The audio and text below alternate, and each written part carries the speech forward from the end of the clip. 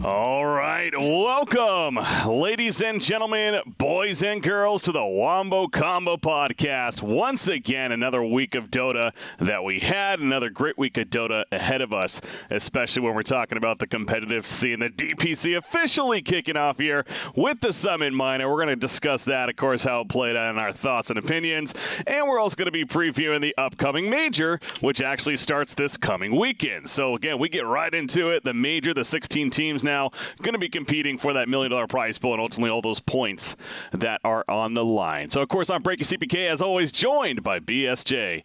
How you doing, man? Doing pretty good. Just got done warming up my viewers with me taking an IQ test. So it didn't give me a final result, but I scored pretty high. So, you know, I feel pretty good about myself right now, on cloud 9 in that regard. So, you know, confidence booster coming in. I saw a little bit. Were you peer pressured into that? I mean, doing that on stream, that feels a little dangerous. I'm surprised you did that on stream, man. I mean, confidence. What can you? I don't want to say peer pressured. You know, it's like when your girlfriend tells you to do something, you kind of just do it. I'm sure, as you know, a married man here, you yes. understand that more so. Even yes, I do. So, yeah, she didn't tell me to do it on stream, but she's like, you should take it, and then I was like, but I got to do the pre-stream to the podcast. I guess I'm doing it on stream. So, you know, that's just how the cookie crumbles sometimes. All right. Well, I'm glad to hear it turned out well, at least. Definitely. That would have been ugly if I scored like the bottom 20% or something. That's what I'm saying. That was a risky play, but it sounds like it worked out for your favor. So it's not something I would be willing to do. You know, I'm confident, of course, but man, dangerous times on stream. But you of course, you got a solid audience yourself, and sounds like your fans love you no matter what. So. All right, well, we got plenty to talk about. As I mentioned today, we got both the minor and the major to discuss. So I think without further ado, it makes sense to get right into it as far as the minor is concerned. They just wrapped up yesterday, obviously a 4-day event that took place. 8 teams went in. We previewed it in last week's podcast. And ultimately, the victor, Invictus Gaming, out of China. They're the team that will be now going to China to represent as a 16th team at the MDL Major, which again starts this weekend. But Invictus Gaming, I think it's almost fair to say, in fairly dominating fashion, as they were looking great out of Group A, and then they had a decent time all the way through the playoffs, including the 3-0 victory over Chaos, now known as Chaos, by the way, formerly Quincy Crew, but they were picked up by Chaos as something else to address there shortly as well. But Invictus Gaming, 3-0 in the grand finals and taking it in the end. So, you know, you were talking about this on last week's show, BSJ. We got Invictus Gaming taking it all, yeah. Yeah, man, I called it. You know, I said that they seemed like the strongest team. More so to me, it didn't seem like any other team had proven themselves to be powerful or dominant, I guess, in their region. You know, all of them kind of look like they deserve to be at the minor as opposed to being at the major. And IG, I didn't really get a chance to watch them very much prior to the tournament, but during the tournament itself, let me tell you, if you like remove the mid-game feeds from Emo and you know, a couple other players sometimes, I think this team is just tier 2, maybe even like a low, you know, like in contention to beat tier 1 teams. They're not a tier 1 team, but they're in contention to beat these teams. I was like, their laning stage, their drafts, their overall team decision making, all very good. You know, we just see random times where Emo would be dying to MSS for a position, and it happened in a lot of games. Every game I watched them play, with a few exceptions, they would establish an early lead. They would throw it away for like 5 minutes of the game, meaning they'd do like stupid plays for like 5 minutes, and then they would win. And it was never really like they lost control of the game. That was kind of the big thing why I believe when you say a dominant, what that means is that it looked like they were always in control of their own fate. Even if they lost the game or even if the game wasn't going well, it was because they were messing up, not because the opponent was playing better than them. And that's the most convincing thing to me in Dota that tells me that team is better than who they're playing. Yeah, IG, again, looking good throughout. They did drop a game in the group stages to 178, one of the CIS representations. So, of course, was there only because Virtus Pro pulled out, which that's something else we'll talk about in a second as well. But going back to Emo specifically, there was a tweet from Sumail earlier on that made the point that this Emo guy is actually one of the most best-looking up-and-coming stars, specifically out of China. And boy, did he seem to call it, as we saw and you were saying, in this event specifically. Of course, he does have the major now coming up. We'll see. It looks like he's only 18 years old, though, somewhat of a younger player. Not surprising. It seems like these mid-players tend to be that way, but certainly a name to continue to watch out for. But, of course, this is a roster where you have a player like Kaka specifically on it. It's understandable when you really think about it that he's, I'm sure, bringing his experience, his leadership as well. Joining these other four players, which frankly aren't as known. We talked about Emo, Fly, they're 1, JT, they're offlane, and Ollie, they're position 5. But maybe some names we should start to learn a little bit more. Again, it sounds like yourself, you even rate them as almost on that tier 1 cusp. Again, having to get through some tough competition, and that's why you chose them and you predicted they just looked right. a clear step above all these teams. That's what when I saw the tournament, like, I'm not saying they're tier 1 necessarily. I'm saying I think they can match up to tier 1 teams. Like, they could maybe take a game, potentially fluke a best of 3 against a tier 1 team. And also, since there's really only a couple what people would consider tier 1 teams, EG and Vici going into the major, maybe TNC, that leaves a lot of opening for a team of this caliber to potentially win a major. I'm not saying they're going to, but I wouldn't go into this saying the minor winner is just not going to win the major. We did see last year, was it who was it, Vici that won the minor and then the major? I believe, I think it was Vici, Yeah. I mean, another Chinese team. I believe not only is that because the Chinese region, like these teams there's like multiple good teams, but also just the qualifiers are really hard. So sometimes a really good Chinese team is going to be forced into the minor more so than any other region. The only highlight I want to give is, I don't know if you saw the date, but Sumail tweeted that in summer of 2018. So that was... Oh, I didn't even notice it was that long ago. Holy crap. Yeah. So that was Sumail noticing, like, last year that this guy's on IG Vitality, and it's kind of similar to, like, Nisha, where they're on this, like, tier 3 team that nobody's really ever paid attention to, but they're the one standout player. I think that's pretty much what Sumail was saying. And just like with Nisha, it took him a year of playing on Kingwin to then suddenly be on Secret, and then you're seeing that. And now it took Emo a year of being IG Vitality, and now he's on IG, clearly showing good results already. So just to highlight it, it's crazy that usually it takes that year-long period of a player to consistently be the standout of their team. But once they do that, it really has... It pretty much always happens that they end up being on a really good team the following year. Well, the China Dota 2 specific scene actually has a very good amateur, a fostering scene, I guess you can call it, in the sense of these mentioned Invictus Gaming, Vitality. There's these secondary teams to a lot of these organizations that help foster these players, give them that opportunity, almost like a practice squad, if you could say it that way, as far as traditional sports comparison right there, where, they play in some tournaments themselves, but I'm sure they scrimmage against their quote-unquote main team as well, and it gives those players that higher league, the higher level experience more consistently than it would from other regions. So China, again, does a very good job of fostering these players. It's funny. I think the best way to learn in Dota quickly is by playing against people slightly better than you. So if you're tier 3, you want to scrim against tier 2 teams. If you're tier 2, you want to scrim against tier 1 teams, and maybe like the weaker tier 1 teams. And then when you're like a weaker tier 1 team, you want to start scrimming against the tier 1 top tier teams. So it's like, what I mean is, if you scrim against people way better than you, you're just going to lose in 15 minutes and not really learn too much. Sure. But the games I've learned the most from is when I'm playing against people that are like 1 or 2 steps up the ladder above me. And I think if that like type of league can ever be fostered anywhere, it'll just improve people way faster.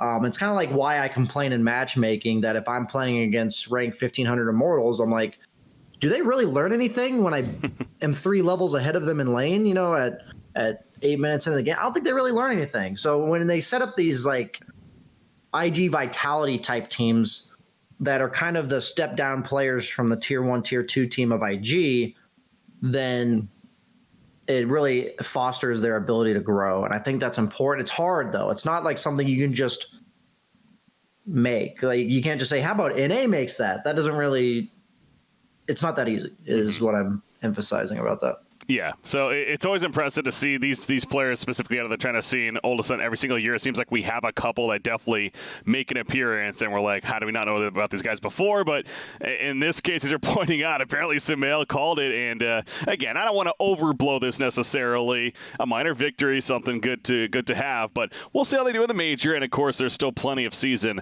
left in front of us, but certainly going to keep an eye on them and how they perform moving forward. So. That's, of course, the big topic from the minor. The winners, Invictus Gaming, taking home. They got to hold up the duck at the very end. In typical Summit fashion, you know, the fun times that they have there behind the scenes. It's just, I don't know, there's something about it where you did have the League of Legends World Finals also taking place this last weekend. And, you know, you had their huge event with all the money they clearly put into it and all this, fun the whole VR thing that they had on the screen or whatever going on the floor right there. And then you have the celebration for the Summit event. Slacks hands them the duck, and they get to hold it up in the air, and like that's that. So a little bit different in comparison right there. But no, it's having some fun. The major, though, that'll be fun to see how they do there. But other story topics from the minor, we are looking at the CIS region. I kind of hinted at this, how 178, a team that replaced Virtus Pro at this event. Of course, a last-minute somewhat replacement due to them pulling out. Both them and Hellraisers, the team that actually did qualify in the runner-up spot at the CIS, and deservingly so, they both made it out of group. And Hellraisers ultimately getting knocked out by Chaos in the lower finals. Hellraisers actually had to knock out also 178 in the previous round, obviously having to play each other. But it seemed like a pretty solid event for CIS Dota as a whole, I think it's fair to say. Yeah, I mean, all this really says to me is that the 15th best through the 30th best player in that region is way better than the other regions, right? Like that's kind of how that speaks to me, because you're ignoring obviously the top 1 or 2 or 3 teams from each region because they're obviously in the major. So the way I look at this is it almost validates for sure that Valve did a pretty good job with how many invites each region got to the major. China got 3 invites. Guess what? Their 4th best team won the minor. Yeah. NA got 3 invites to the major. Guess what? Their 4th best team got 2nd in the minor. CIS, can almost say they got skimped out on. I think Geek Fam did underperform, but I think Geek Fam, the fact that they're the 4th best team in SEA and they lost to quote unquote 3 teams from CIS because 2 of which were in there and made it to the groups, past the groups, but also one of them that theoretically is better than the other 2. That almost argues to me that the only region that got skimmed out on was CIS. But at the same time, Europe, if that's the performance you're going to get from the 3rd and 4th best team going into the minor, I'm just helping you do a nice little segue to our next segment here. Sure. That is it shows a lot about the slots. It's yeah, maybe NA doesn't have the best teams ever, but I think the 4 best teams in NA right now are respectably decent. Obviously, including EG, who is better than respectably decent. But Quincy Crew, obviously a step down from IG, but I think Quincy Crew overall showed some promise as a developing team. I do think they have a lot of kinks to work out, but at least for a team like that compared to a team like NIP, I saw some good things. Yeah, so as you pointed out, that does segue pretty nicely into the next talking point, that being really Europe in general in this event, both NIP and Adfenum getting knocked out of the group stages. Adfenum only taking 1 game at all in the group. They went 0-2, though. Getting knocked out, NIP did get to the lower match, but then they eventually got eliminated by 178 in a 2-0 series. And again, we're going into the qualifiers. NIP was certainly one of the teams we expected to see even at the major, let alone the minor, and here they are getting knocked out in the group stages. I don't want to sit here and suggest, blow the siren, say something needs to change, but it feels like that this is not coming together. And this was supposed to be the cycle, if anything, for a team like NIP, right? Because next cycle, you're getting teams like OG, Team Secret. They're coming back better than ever, and you're going to have to start competing about it. We're going to have to start talking about, will NIP even qualify for the minor moving forward? So I've heard some rumors that they're moving potentially to NA, by the way. Okay. For the next set of qualifiers. I didn't mean to interrupt you. No, I just wanted to make sure that I heard that. I don't want to 100% confirm it because maybe it's not 100% confirmed, but it would make a lot of sense based on what you're saying going into the next set of major minor cycle that they would do that, because if they're having this much trouble, then why not? Like, why would you stay in a region where OG, Secret, the X Liquid are all coming back? Well, see, I mean that's interesting. Then I guess that kind of to take off of that. Is that even the decision to make? I mean, do they go to NA and stick with the same 5-man roster? Because you're sitting here just talking about how NA, if anything, proved that they earn these spots. You have Chaos getting to the grand finals, looking solid themselves. Clearly, a team that's growing themselves as well, and only going to get better as the season goes on. You'd figure, especially if they can finalize their offlane player, whether it's Saberlight or whoever else, is going to NA to play. I mean, I guess for players like Universe and PPD specifically, and even Gunnar, who is newer to this level of play in the competitive scene, being from NA, that would give him a comfort factor, I suppose you could argue. So in the mentality state, I could see it working. But when it comes to competition, I don't know if it's necessarily the move that is that's the only thing that NIP needs moving forward. I'm not saying that's the only thing they need at all. I'm just saying that that's definitely going into the next major cycle. Would you want to try to beat out OG, Secret, X Liquid, and Alliance to get in the top 3?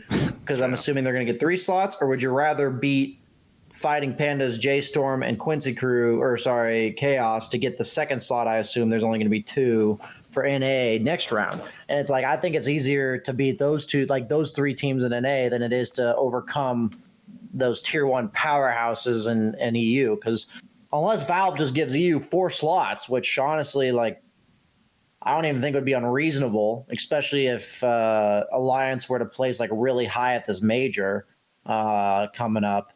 But I mean, I have a hard time believing they'll do that, but I almost believe that would be correct.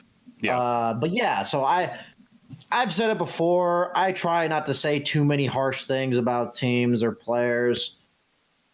But I have also been told I need to try to be as honest with my opinion as possible whenever I'm doing this type of show. NIP look like complete dog shit. Their drafts are terrible. They don't have an ounce of promise. Every game I watch them, I'm like, holy crap, what's their win condition? What's their plan? Like, what are they doing? Like, this is a TI winning captain. This is a TI winning offlaner.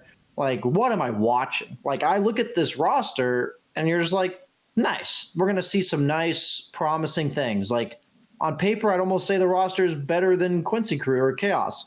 But then I watch them play, and there's just nothing positive. Like, I actually have nothing positive. I have no hopes. Like, I don't look at their drives. I don't look at their games, and I say, if they bring this together, they're looking good. Oh, if they draft better, they'll look good. It's all bad. It's all bad. It's all slow. It's... I want to be clear. It's not implying that, like, I think I could do better. I'm saying that these players, if they want to compete at the level of Dota they need to compete at, they're just not there. They're like, this team is just not there. PPD has shown in the last 2 years that he's going to stick with the roster that he's going with. He did it with Optic and he did it with NIP last year. Yeah. I firmly believe it is a mistake for him to stay with his roster. Do I know exactly what the problems are? No. There's a lot of things that can go behind the scenes.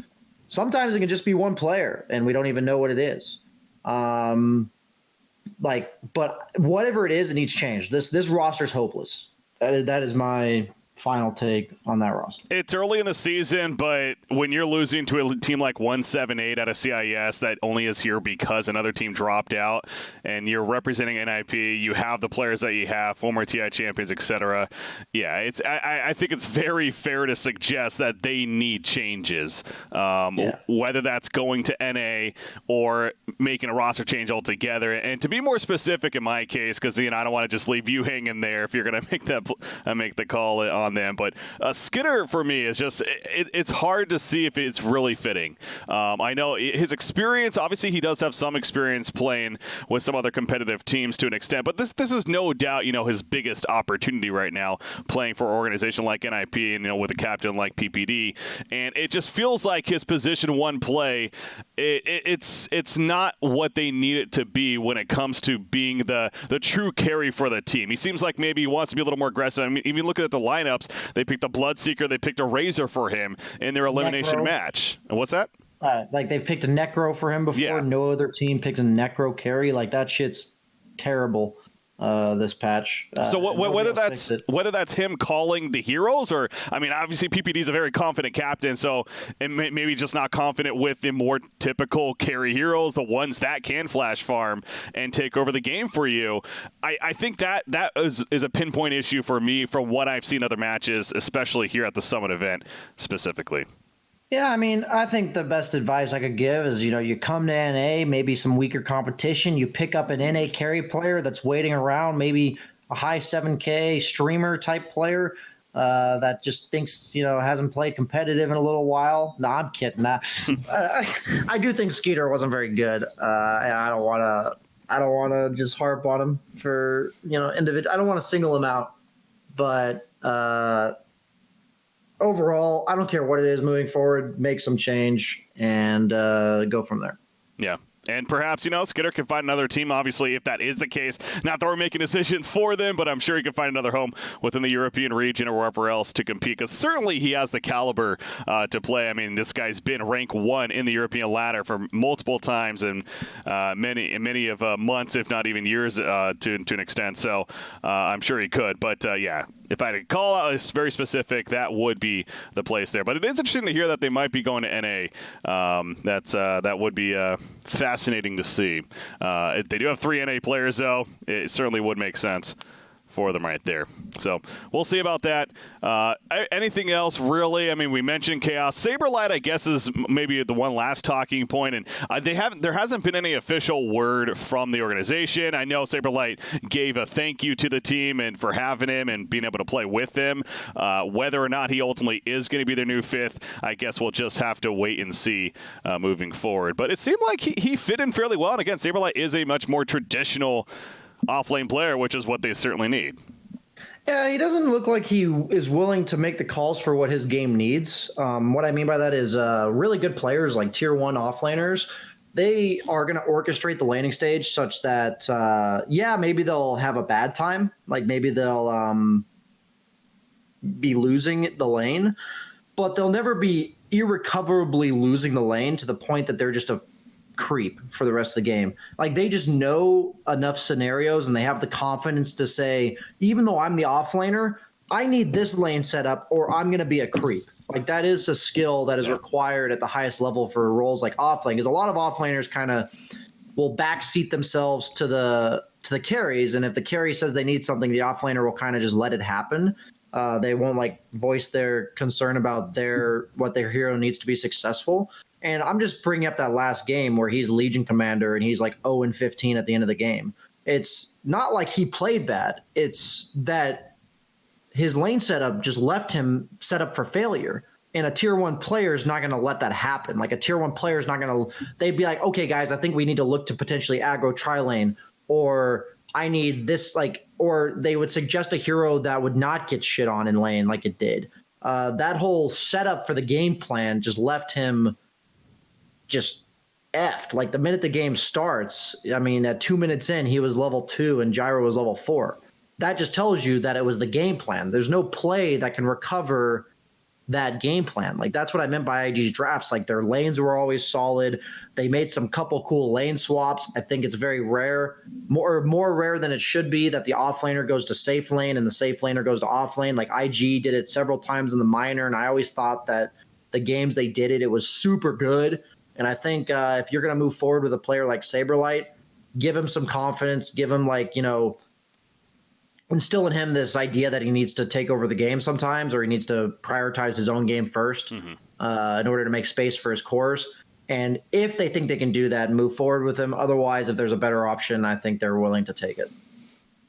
We've already talked. I see even somebody bringing down in chat the idea of Sumail coming to a squad like NIP, rejoining with PPD. Mentioned that the chances of that happening seems pretty small, just because their history together, and also Sumail, apparently there's even some contract stuff going on behind the scenes with EG and there. So not to sidetrack there, but just to address a question that was brought up in chat. I believe we even talked about it in the last week's show, if I'm not mistaken. So. Can check it out on there. Okay, I think that covers the minor, though, as far as what we wanted to talk about. So that leads us, I had to double check this, but man, we're getting into it. This coming weekend, literally on Saturday, the Major, the MDL Major begins, and we'll have our first Major of the season. Of course, $1 million on the line, all those DPC points. I say all those DPC, how much are on the line? 15,000 DPC points. It sounds like a lot. It is. You compare that to the minor, which was 660. So certainly quite the mark right there. Of course, again, Invictus Gaming going to be joining the 3 other Chinese squads. So China has great representation there. On top of IG, you have Vici Gaming, Aster, and eHome joining them. So certainly going to be looking good. We'll see how they play out amongst everyone else. But the starting talking point I figured makes sense. We'll go with what region do we feel has the most to prove at this event? Not necessarily a team individually, but a region specifically, especially when we're talking about certain regions getting a certain amount of invites for these majors throughout the year. Is there one that stands out to you where you say, this region needs to really prove themselves? I'll say team specific, it's Beast Coast. I think they are, showing last year some promise, and this is a chance to really solidify it. And I think region-wise, it's definitely an A. Like, we all know EG is going to get third. Now the question is, how are Fighting Pandas and J-Storm going to do? Are these two teams going to literally get bottom 3, bottom 4, or are they going to get 7th, 8th placements? Like, that's a big deal, because this speaks heaps and bounds to the second and best team in an A, like what that represents. Because for the longest time, that hasn't really meant anything, to be the second best team in North America. So that they have a lot to prove to me. I think all these other teams, I kind of know what to expect. And if one other team I'm going to be looking at is Liquid, the old Alliance, new Liquid. They just looked terrible in ESL when I watched them. And it was the same way as NIP, where it wasn't like terrible, where like the results weren't good, but there was some promise. It was literally just terrible. Like, they just looked really bad. Their drafts were bad. Their play was bad. They didn't look confident. So it's a matter of, they have a lot to prove to me, because I think they could easily just get last again. And they got last at TI, or, they got 16th through 13th at TI. I think they have something to prove to me as a team as well. Yeah. So for region specific, I'm kind of torn, but I think I am going to stick with Europe. And now I understand, we talk about the top 3 teams we feel didn't even participate in the qualifiers, an OG Secret and the X-Liquid squad. But I say that because for so long, and especially going back to last season and now into this one, there's been talk how Europe just is the best region, arguably up there with China especially. And, past TI results have shown that, blah, blah, blah. And it's just so deep and so difficult to compete on through. You mentioned with Team Liquid right now, this Alliance squad sure looks a little bit better, but if we're going to talk about Europe being the best region even of all the regions, I would figure these teams that qualified for the major are going to be able to at least have decent showings. And when I say decent, I would think top 4, top 6 at this major. And Personally, I don't know if I see that happening from this Liquid squad right now, and even this Alliance squad, as it is a very, very difficult major that we have in front of us with the rosters among us. So if I had to say a specific region that I think needs to prove themselves the most, I do think it's Europe, hoping maybe for a surprise there, specifically with Team Liquid. It goes back to, of course, do have a little bit of bias there with the history with them, but yeah, they have not been looking good as of late. And as far as, I do like what you said about Beast Coast. Certainly we've mentioned them before. South America, sure, as a region, we're not expecting the most out of, but we are getting to a point where, okay, yes, we understand you guys had your great run at TI. How consistent can you be, though, throughout the season moving forward? So I certainly think that there is a lot on the line for them, some pressure even, you could argue, moving forward for them. But then, if we're going to talk team-specific, I think it is EG. This new squad, Ramsey's playing the off lane, Abed joining as far as the mid laner goes. EG, is this the changes that they've needed to really start showing what they can do in the regular season, especially, let alone going eventually, and of course TI-10 way down the road, but there's no reason why they can't have a great finish here with the roster on hand, and they did look very solid in the qualifiers leading into this, so I think they arguably have the most to prove, honestly, of all of these teams here. I can see that reasoning. The one thought I wanted to wrap up is to be clear on my opinion of Liquid, the current Liquid. If they don't get bottom 4, I will be surprised.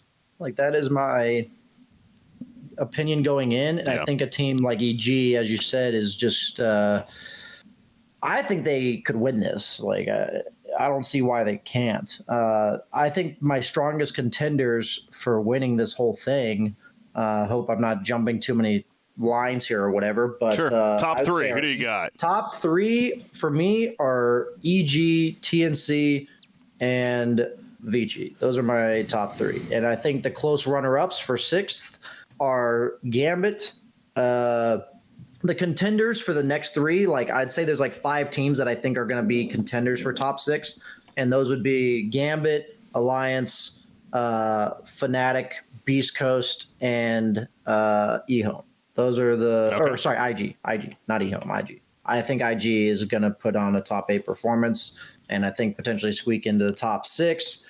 And I think those 3 teams to win it, I'd say in my eyes, 80% chance that one of those 3 teams wins the major. That's how I look at it. And if I had to really go with the team that's just blown me away, I'm going with TNC. Like, that's the team that I think, like, it's kind of like the Wings before TI-6, where nobody really knew too much about them and they just looked really good. I'm not saying that they're going to be Wings, but I'm saying that this team is scary good. I think this team is really good. And for all I know, what I want to be clear, which is hilarious, is the year that Wings came out as a team, I predicted them to win the major in like the battle pass or whatever, and they got last. I was like, what? And then I lost faith in them going into TI, and then they won. So I'm like, sometimes Dota's a weird freaking So game. What you're saying is TNC is not good. They're going to get like last place as a result. They're either going to get first or second, or they're going to get last.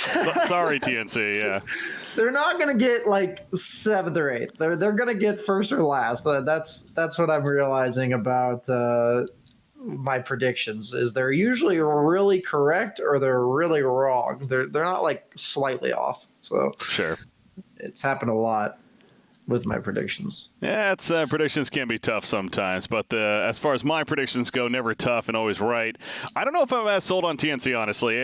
I feel like you are doing a little bit of a hype train, coming off of ESL, and yes, they look solid there, but as I said, even in the what was that, last week's show, I guess, the ESL event, I'm not really taking a lot from. I guess you can take from it it's gave them a little bit more warm up for this major in a sense, in a big tournament environment, and that's great and all. And then being victorious, they got their portion of the prize pool, etc.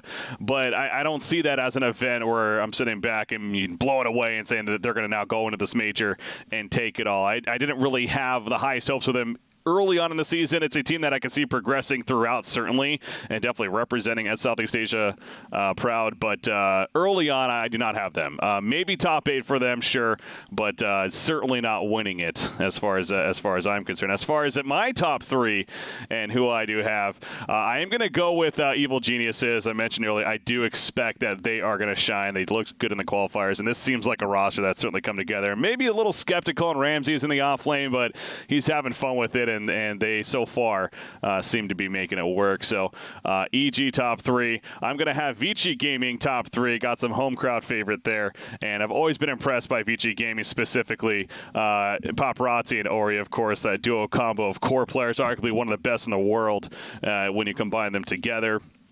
So I'm going to line up with Vici Gaming. My third, it's bouncing back and forth a little bit. I think.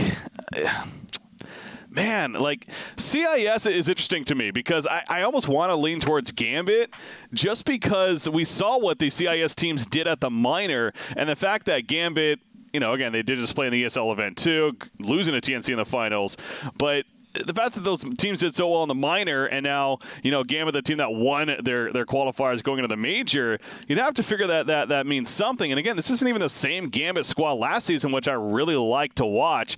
But you still have FNG specifically leading the way, and I like what seems to be these very diverse combos of heroes and these strategies that he seems to come up with for his squad. So that's gonna be my bit of a dark horse team being top 3, but I'm gonna go with Gambit joining Evil Geniuses and Vici Gaming for my predictions there. So there you go. Yeah, my shakiest team that we put in the top 3 is probably Vici. I think Vici could easily drop out in like 9th through 12th out of all my teams that I put high. I think their variance in performance will be quite high just because they're playing in, with a new player. And then when we saw them at ESL, we did see them with a stand-in. So it's kind of like we haven't seen exactly their potential. I think they're a really good team. It's just a matter of whether or not that's finalized. Like they've come together as a unit this early on in the season. Mm-hmm. And then what I wanted to clarify about a team like TNC and IG and what I see in this minor plus ESL is they just don't drop games to like tier 3 teams. They don't drop games. I think IG's record in the minor was like 11-1, and TNC, their only loss, I believe, was in the finals to Gambit. I don't think they lost a game prior to that. They just don't lose games. They're just better. They're just better than these tier 3 teams. So Team Unknown, Team Adroit, Team JStorm, Fighting Pandas, maybe Team Spirit, even the Liquid right now, they're not going to take a single game out these teams. Like, I just don't think they will. And so when I look at a hero team like TNC and IG, I believe they're very solid to get top 8. And I think TNC is like my wild card to just turn that tier 3 stomping into tier 1 contention, turn that into actually being able to potentially beat tier 1 teams. So sure. Like what you said though, is we haven't seen yet. Can they play a similar caliber of Dota against tier 1 teams? That is yet to be answered. I don't know. Because being able to stomp tier 3 teams is not equivalent to being able to beat or to play against tier 1 teams. I think the most notable analogy or comparison I can make to that is being a tier 1 or a number 1 ranked pub player does not result to doing well against good players. What a high ranked pub player means is that they are high skilled and can consistently beat up on 90% of the high skilled Dota population. But let me tell you, I was talking with, I believe, my roommate about this the other day. The difference between playing against, when I'm in NA pubbing, the difference between playing against Credu Sumail and anyone else that's not on EG, I'm just it's unrecognizable. Sure. So you can be a rank 1 pub player very rarely facing up against a tier 1 caliber of player. You just don't have to play against them very often.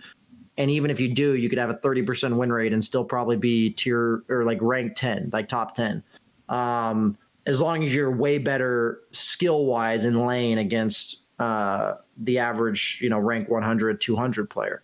So all I'm saying is I think TNC has proven they can be that rank 1 pub player in terms of a team, but now I believe in them based on what I've seen to be more than just that. But it's a matter of, I'm not certain, but that's what I believe. I do like this team out of Southeast Asia being the number one team out of SEA at the end of the season, certainly.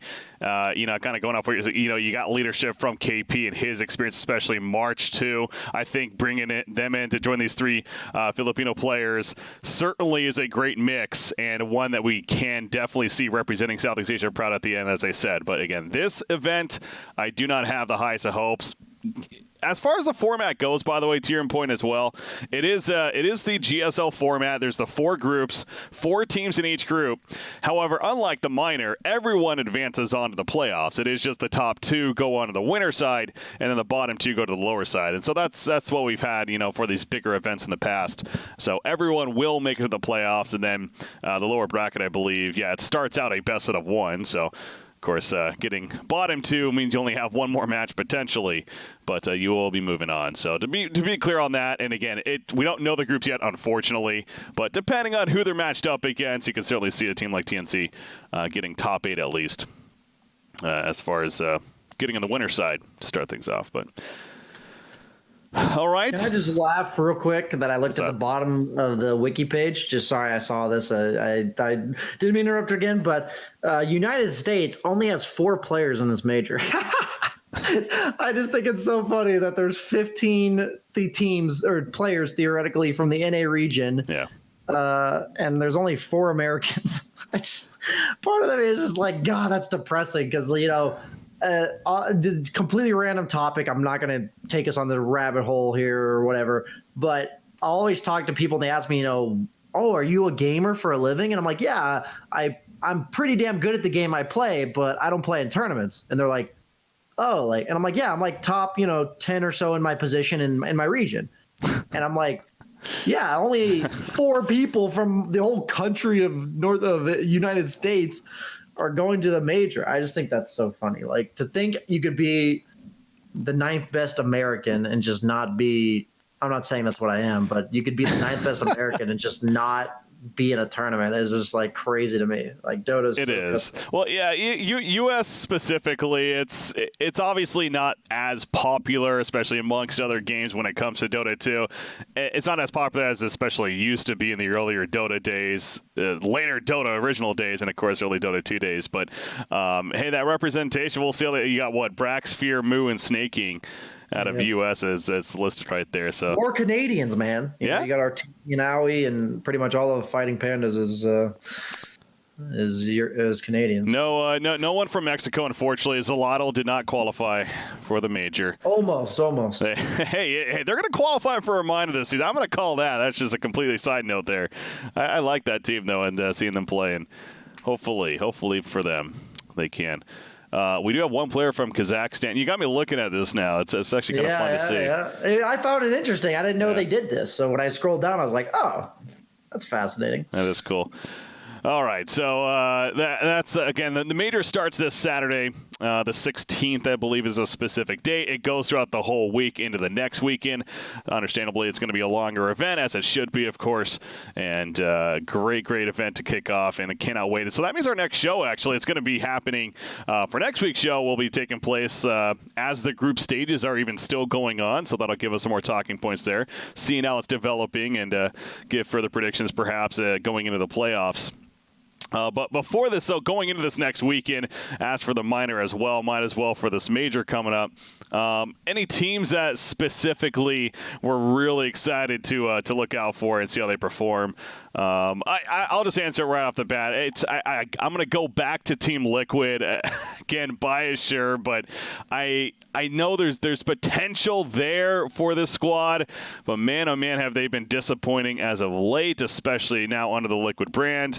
But I still feel like there's at least a chance that things could kind of connect and they could do well at this event. So I'm hopeful that we could see something out of them, but I'm definitely not holding my breath on that right there. I am going to take a different approach to this question because I've already talked a bit about some teams I'm excited to see.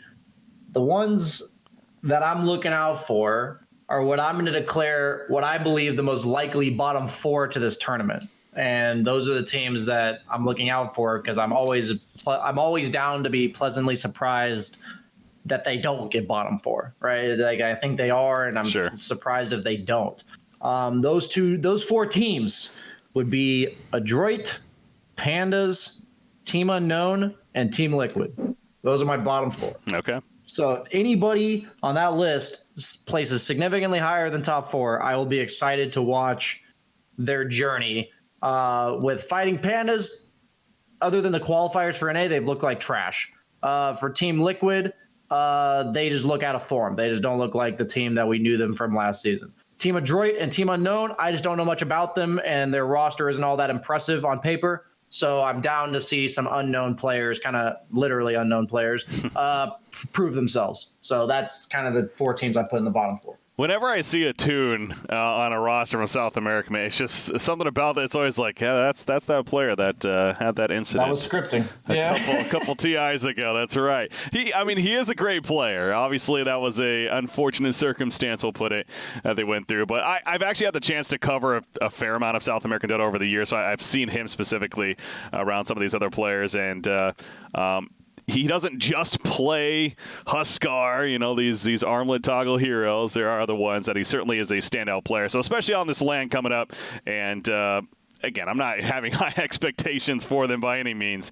but it will be fun to see if Team Unknown, out of those bottom 4, I will say, of course, outside of Liquid, I'll say that they certainly intrigue me. Curious how they do, but certainly not expecting much out of them this event here. But yeah, the NA representation, I mean, we mentioned EG, talked a little bit about Fighting Pandas, not the highest expectations there despite their roster. Obviously, it's flipped that coin with Eternal Envy, so we'll see how that goes. But J-Storm, I mean, talking NA, they're the kind of the last squad from there that we didn't really give much love to yet out of all these teams that are competing. And I think that's almost fitting because it's one of these squads that does feel like it's like they could get top 4, but they could also be bottom 4. It really is anywhere and in between, at least for in my opinion, when I look at this squad right here. So we'll see how they do, though. It's funny you say that because I think J-Storm's a 9th through 12th team almost certainly. Like, I think that's what they are. Like, they're going to beat somebody in a best of 1 to make it to 9th, 12th. Maybe they'll somehow be good enough to squeak through the winner's bracket for the group stage and then lose 2 best of 3s. Like, I think that's almost guaranteed to be their fate, like in my eyes, right? Like that's my opinion on the quality of the team. So I would be surprised if they don't get 9th through 12th. Like if they get last, I'll be surprised. If they get top 8, I'll be surprised. So I like to just give prediction in this case because you're either right or you learn something. So that's I'm never wrong. I'm just learning. That's easy that's way how you out. say yourself. Yeah, exactly. That's smart there. You're learning. I like it. All right, so we'll look to call you out next podcast. We'll find some way to call you out on the next show next week right there. I try to make that as difficult as possible. We'll get you. All right, so that's, again, the major starting this Saturday. Looking forward to it, and next week's show, we'll be able to talk about some of the early results from those group stages. Again, it is unfortunate we don't know the groups yet. I do wish these orgs, man, would like what's stopping them from announcing the groups right now, right? Like we know the teams now, especially. I know they just qualified yesterday, but even just you don't even need to know Invictus Gaming to do the groups. So I really wish these organizations would not only announce the groups maybe a little earlier, but even have fun with it. Like show it on stream, like do some release of the groups. I feel like there's missed opportunity there, man. Yeah, in college when I had a whole semester to do my final project, why did I wait till the last 2 weeks to start my final project? It doesn't make sense, but it's procrastination and it's human nature, and they're all lazy. So that's what I'm going to chop on. Okay. I mean, I guess, yeah. To be fair, you might not be wrong. I mean, we both. I don't think there's a better explanation. That's true. That's true. When logically it doesn't make sense, you kind of just have to account for human error or like what about per people would make this happen. And I am first draws procrastination, and maybe laziness. Hey, maybe that's how we can get to some events, BSJ. You know, let's the selling point right now, guys. We'll do your group stage announcement show for you at every single event coming up. You know, it's there. We got it. We got it. That's. I thought you were going the opposite direction with that. I thought you were like, that's how we get invited to events, BSJ. We call the organizers lazy and. Oh yeah, you said that. It'll be just me. No, I was segueing off of you saying that. I don't know what you're talking about.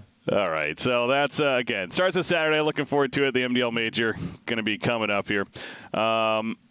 That pretty much, not much else to go over this week, though there wasn't a whole lot that happened. I mean, we touched on, I guess, slightly the Quincy crew being picked up by Chaos. It's good to see Chaos back once again. Greg, of course, behind the scenes, former BTS, and he's been involved in Dota 2 for a while, has that organization and certainly has done a great effort to make it succeed, not only in Dota 2, but I know they're branching out in some other games as well, so fun to see there, and I think certainly a good squad to pick up, of course, moving forward. Yeah. Any absolutely. word? All right. I don't have too much to contribute to that one. I agree. And that pretty much is it, though. I guess, the Dota buff segment, there was... I don't know if there was really too much standout from the minor event. You know, it's fun to kind of go over, looking over the heroes, maybe a little more interesting from the major once it happens. But just to make note of it, Ogre Magi was the most picked hero at the Summit Minor. Actually, 19 matches in total was seen. Followed shortly by Rubik, Mirana, and Lich. So a lot of these support heroes being picked up. Core is a little bit down there on the list, but... not much else standing out, though, other than Keeper of the Light had a 75% win percentage. Again, not surprising, but that'll happen, I guess. Yeah, OD is a hero that I think gets picked a lot and has high praise, but I think in the competitive scene, he had 40% win rate in 10 games. I think that hero is not as easy to make work against organized teams. That's just a hero my viewers complain about in pubs a lot. And then, a standout support that I don't think his win percentage speaks to how good he is, but I've also been playing against players like Fly and Pubs, and they're just spamming Lich. So that's kind of my go. Like Keeper of the Light and Lich, I think are going to be the premier fives going into the major. I don't really care too much about the results of this minor. I'm going to use this more as a brief moment to talk about the heroes to look out for, in my opinion, going into the major.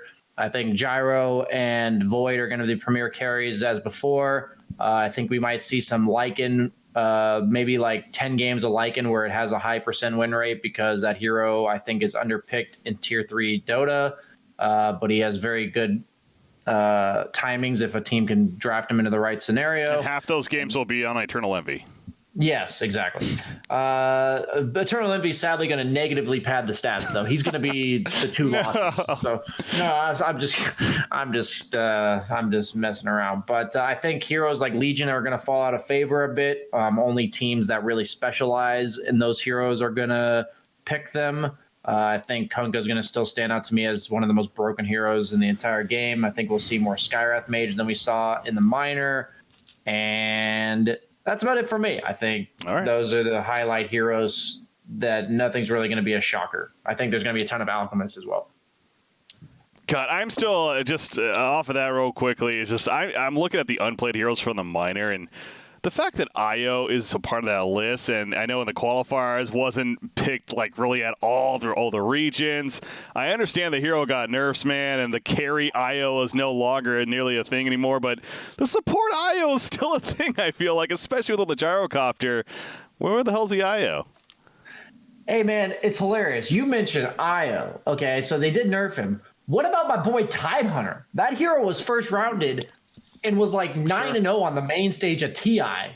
And there's been a small patch with no nerfs to Tide. What does that tell you about the meta for Dota? That hero was honestly what carried 3 of the top 6 teams to the top 6. The hero was 9-0 at the main stage, I think, or something like that for the first 9 games it was played.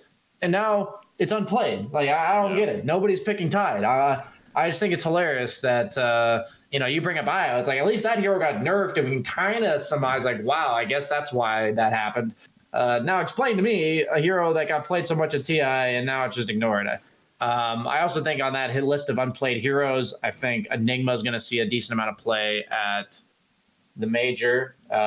He was unpicked in the minor. I think that hero is really hard to make work, but I think with teams that know how to play around it, the reason why it's hard to make work is because it's a 4 that's naturally the 3, meaning that the offlaner becomes more sacrificial, and the Enigma's like your 4 position win condition, which isn't the case with any other hero in the game. Like, you're going to win 40 minutes into the game because you have a refresher Enigma. Like, that's why you're going to win the game. So I think teams like TNC make really good use of that, and I think we'll see some of that hero be some game-changing picks at the major. All right, so got our predictions in there. Doing our mini compendium of sorts for the major coming up. Always fun to do.